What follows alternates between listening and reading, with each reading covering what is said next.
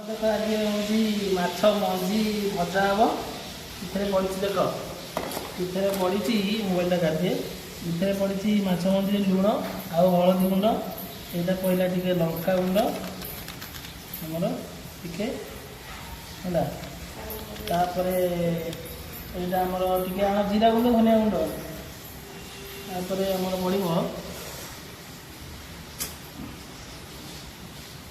जीरा गुंड धनिया गुंड आउ न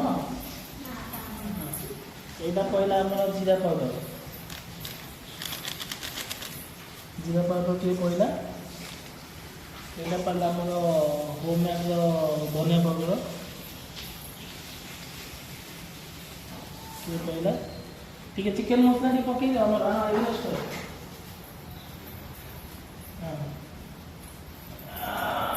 मीट मसला दरकार नहीं ये चिकेन मसला पकईले चलो ना स्कीप कर चलो ठीक है यहाँ हूँ आमर पिज छोट छोट पूरा कटाई गुंडी भी कटाई पिजटा पहला तापर पड़ो यहाँ कंचा लंका कटाई कंचा लंका पहला ये सब कटाई माछ तरकारी हो रोही माछ तरकारी यहाँ पड़गले आपको टे ओड़े दबा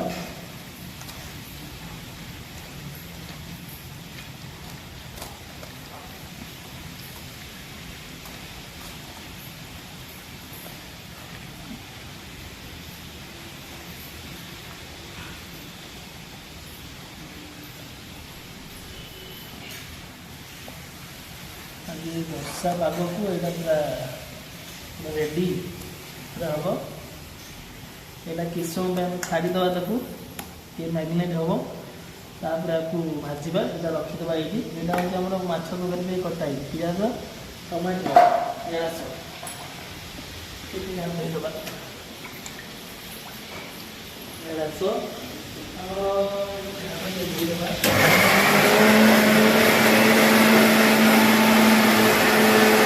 आलू भजा होती भजा गले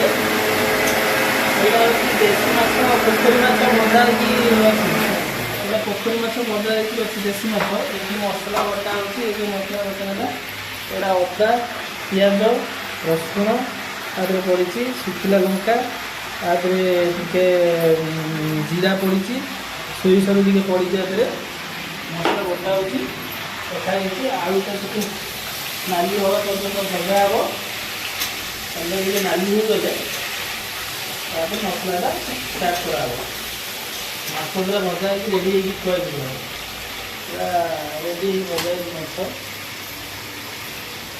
माछ मुंड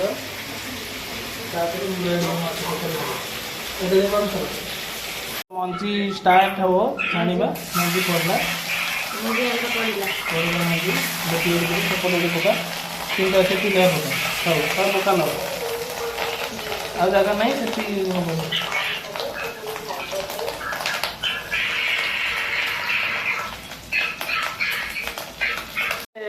मंजीटा टे आसला तलपटा टे उल्टा हो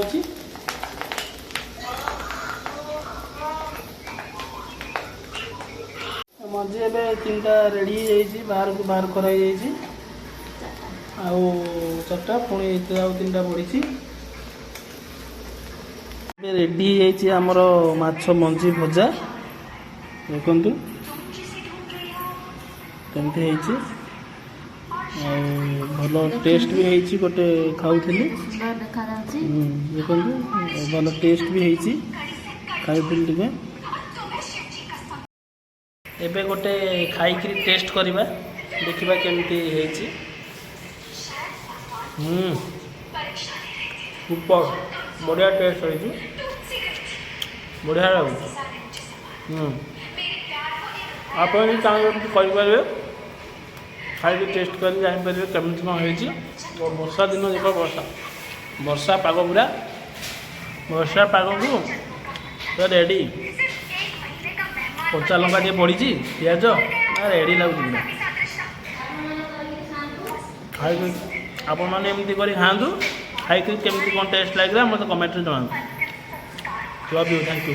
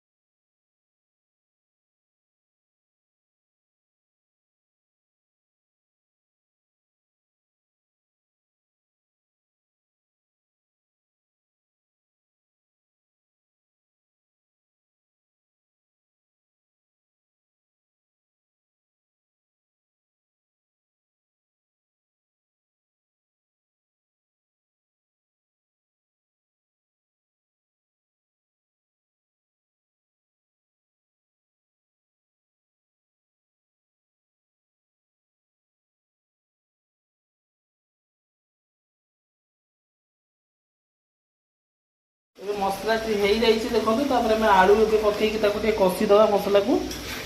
ଆଳୁ ପୁରା ଆମର ପକା ହେଇଯାଉଛି ତା ଦେହରେ। ଆଳୁଟା ଭଜା ହେଇକି ଦେଖ କେମିତି ନାଲି ଦେଖାଯାଉଛି, ପୁରା କଲରଫୁଲ୍ ଦେଖାଯାଉଛି।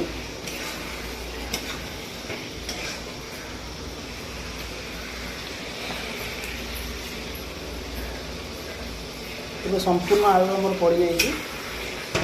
ଏବେ ତାକୁ ଟିକେ କଷିଦେବା ଆଳୁ ସହିତ ମସଲାକୁ ଟିକେ କଷି ଦିଅ।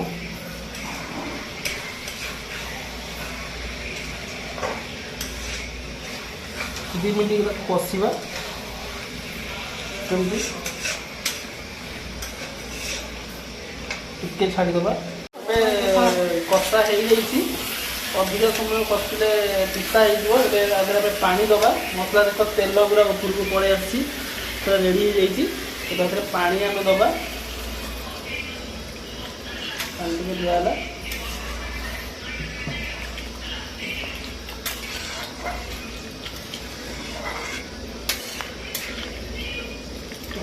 ଆଉ ପାଣି ଦେବା।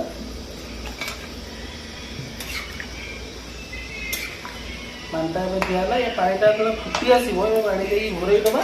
ଏ ପାଣି ଯେତେବେଳେ ଫୁଟିବ, ଭଲକି ଟିକେ ଫୁଟିଗଲେ ତାପରେ ମାଛକୁ ପକେଇକି କିଛି ସମୟ ଛାଡ଼ିଦେବା। ଏ ପାଣି ଘୋଡ଼େଇ ଦେବା। ଏବେ ମାଛ ପଡ଼ିଲା ଆମର ତରକାରୀ ଆଉ ଟିକେ ଫୁଟିଗଲେ 5 ମିନିଟ୍ ପରେ ତରକାରୀଟା ଓହ୍ଲାଇ ତରକାରୀ ଆମର ରେଡ଼ି ହେଇଯାଇଛି। ଦେଖ ଗରମ ମସଲାଟା ବି ପଡ଼ିବ ତରକାରୀରେ। ଗରମ ମସଲା ପଡ଼ିଲା। ତାପରେ ଆମର ଟିକେ ଧନିଆ ପତ୍ର ଟିକେ କଟା ହେଇକି ଥୋଇ ଧନିଆ ପତ୍ର ଟିକେ ପଡ଼ିବ। ଧନିଆ ପତ୍ର କଟା ହେଇକି ଥୋଇଥିଲା। ଧନିଆ ପତ୍ର ଟିକେ ଗାର୍ନିଶ୍ ଟିକେ ପଡ଼ିଲା। ତରକାରୀ ହେଲେ ପୁରା ଆମର ରେଡ଼ି। ଆମର ଏବେ ମାଛ ତରକାରୀ ଦେଖନ୍ତୁ କେମିତି କଲର୍ ବି ଦେଖାଯାଉଛି। ତ ମାଛ ତରକାରୀ ଏବେ ପୁରା ରେଡ଼ି, ଖାଇବା ପାଇଁ ଥୁଆ ହେଲା।